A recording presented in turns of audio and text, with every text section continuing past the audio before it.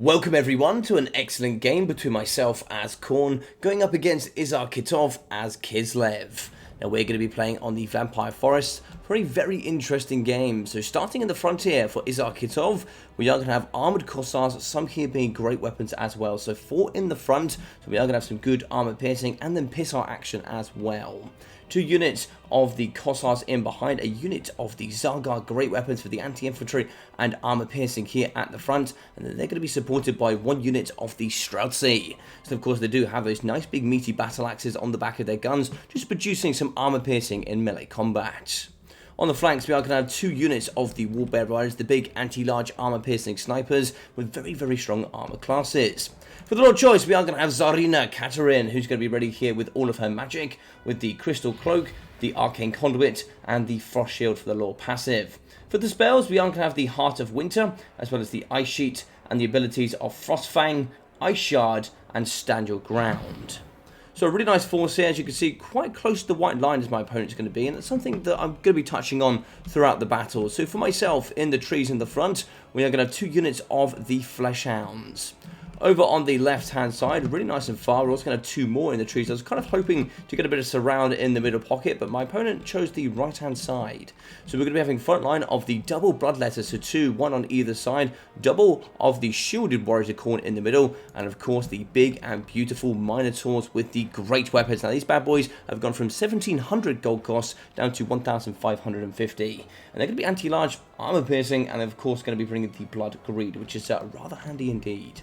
In the sky, 2 units of the Chaos Furies of Khorne getting in the back here. They're very good up against just cheap Cossars and just being a general nuisance. On a Juggernaut, we are going to be having the Herald of Khorne. He's ready in the middle, and he's going to be looking just... I love Juggernauts, man. They're so goddamn gangster. But he's going to be having the Revel in Slaughter, the Hellblade, and that's it. For the hero, we are going to have Uhtred in the mix. Can't quite see him here. There he's going to be. He's going to be the back left, and he's going to be bringing the Gate of Khorne. So the summon there of the Bloodletters that's just going to basically get in the back and be a bit of a nuisance there for all units in range. So a bit of a shot at the front here. We're going to be massively hitting the Minotaurs, the great weapons, a big thump, and we actually lose 3 models from one of the cannon fires here from Little Grom. He's very powerful up against the monstrous infantry. So we're going to be charging forward, get a bit of a push on here. As you can see, I'm going to be getting a nice slow surround, but one thing we're going to see from my opponent, he's going to be backing off into the corner, which is, you know, it's a little bit of a cheesy tactic, but also it's not as good as you might think, as this game will show. But we do have Fleshhounds coming around the corner on the left-hand side. We do actually have Polar Bear Riders on either flank, just kind of waiting here in case any of the Fleshhounds come around. They will beat them in melee combat, as they do have that bonus first large, and they'll do rather nicely indeed. So Fleshhounds coming around to the left and the right, and what you can see here from myself, I'm going to be using basically the trees as a bit of cover. So we have Bloodletters in the middle, Furies, and then also the Minotaur great weapons in behind. Just trying to use as much foliage as possible. Don't really care if he shoots my shielded warriors of Khorne. That doesn't really particularly bother me, but I just want to use as much shielding as I can to make sure I negate the nice abilities of Little Grom. So he's going to back right into the corner, and one of the issues you're going to have here, especially with lowly armoured leadership groups such as the Cossars, they're going to break and push off the edge of the map rather easily. So we do have a nice surround here. He's going to be pushing back just a little bit, but although he's pushing back, he's not really using the Little Grom here to its advantage. It's a very mobile piece. You definitely want to shoot and move and shoot and move, but we do come out here with the Minotaurs of Khorne. I do see he has his back turned, so I try and sprint to the next tree line, try and see if I get a little bit more cover. So as we speed on here, he's going to try and fire into the front line. I believe he does quite well here up against my Bloodletters in just a second. Big hits there in the front line. My boys are ready. Furies are inbound. We do see actually the Polar Bear Riders coming out to meet the Fleshhounds. A bit of a mistake there, as we can see. It's now going to be quite a wide pocket between the cover of his Polar Bear Riders up against the majority of his backline infantry range. So now we're going to start moving forward. We do have the Herald charging on in the front. He's going to be leading the front, as you would expect here from a Lord Choice. He's going to be taking all sorts of gunfire to the face. And yeah, he's going to be a hero as he does it. Charging out of the trees are going to be Bloodletters of Khorne, the anti-infantry great weapons, with also bucketloads of armor piercing, going to shred through the armored Corsairs. And these bad boys do have physical resistance, so they're going to be a little bit more tanky than you might think. But they're going to fight here in melee combat. We do actually have the Minotaur great weapons. Nice charge from my opponent. He's going to get on top of the Minotaurs, but I do actually manage to see this. We should be getting some of the Fleshhounds in and around in just a second.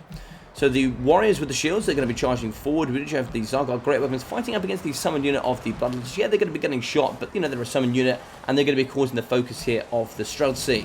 Over the top, we are going to get some of the Furies charging down here up against the pretty cheap Kossars. I think I change it and go after the Streltsy. Really don't want that kind of pouring in too much else.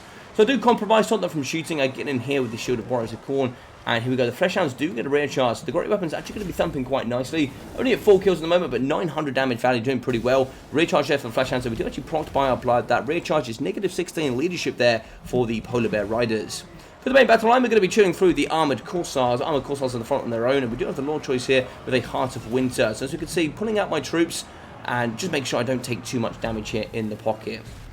I do manage to get out with the Furies. We'll rear charge here yet again up against the Streltsy, but on the right hand side, Polar Bear Rider is going to be fighting and breaking my Minotaurs with the great weapons. 29 kills, only 870 damage value, but we do have Fleshhounds here ready to kind of compromise and hopefully allow my Minotaurs to get back. So quite a few units are going to be breaking in the backside here for Kislev. We can see by our bunker and procs, we don't see the Polar Bear Riders did break off the edge of the map there. So 2 units have been activated. We are going to get the Armored Corsairs back into the middle. We do actually see Little Grom getting compromised by the Chaos Furies. There's really nowhere for him to go, so we can't get away and start firing again. He's basically now going to be in melee combat. We do actually have the Cultist charging into the back here. I really want to get him in and just compromising all these units. And a single entity that has good armor and melee stats, he's just a nuisance to deal with, really.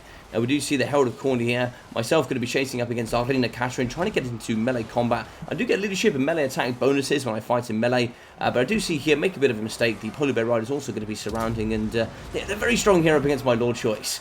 In the middle, the Streltsy have nowhere to go. The Corsairs going to be fighting in hand-to-hand combat, and Little Grom here has nobody really to shoot. A couple of units of the Fleshhounds going to be chasing off Armoured Corsairs.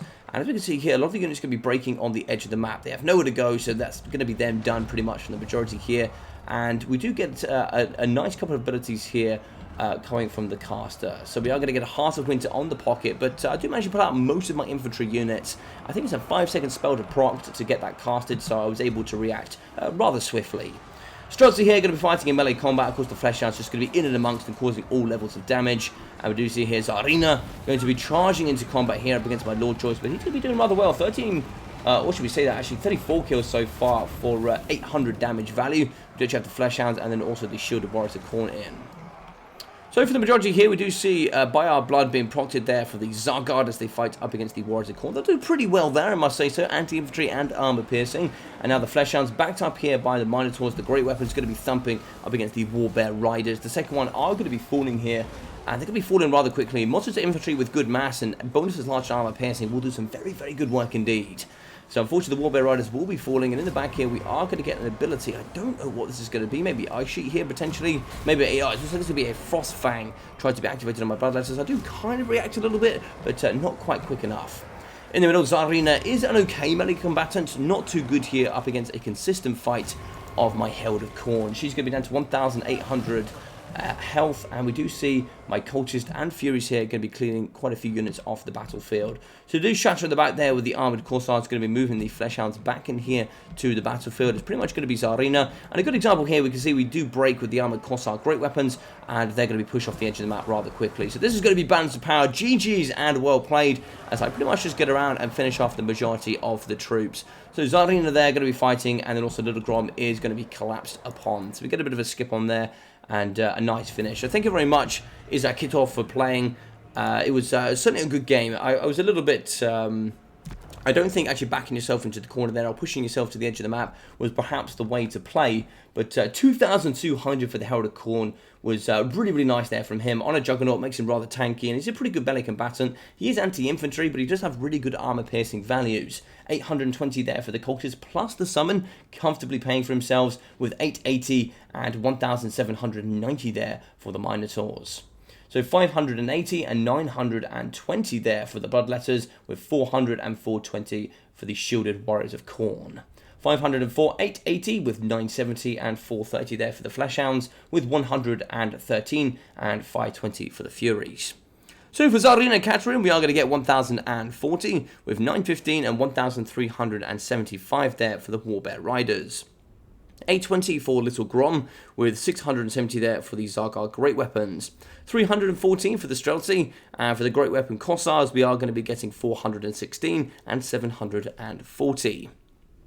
290 and 250 there for the armor Corsairs, with the regular Corsairs coming in at 244 and 870. Regular Corsairs can do a bit of a number here, especially on Fleshhounds and then also the Bloodletters. Of course, the physical resistance plus that tiny bit of armor they do have can negate some of the damage coming in, but they will still take substantial damage, and Furies don't quite have that luxury. Very low armor, very low physical resistance, so you still can get in and do some very, very good work indeed. But I really hope you guys enjoyed this one. If you did, please smash that like button. Feel free to leave a comment down below as well. Always love to know your thoughts and opinions, and subscribe if you haven't already. So many of you have been watching and subscribing. It really, really does make the difference, so thank you so much for all of your continued support. Other than that, I've been your boy Logic. Take care of yourselves, and I'll see you all very, very soon.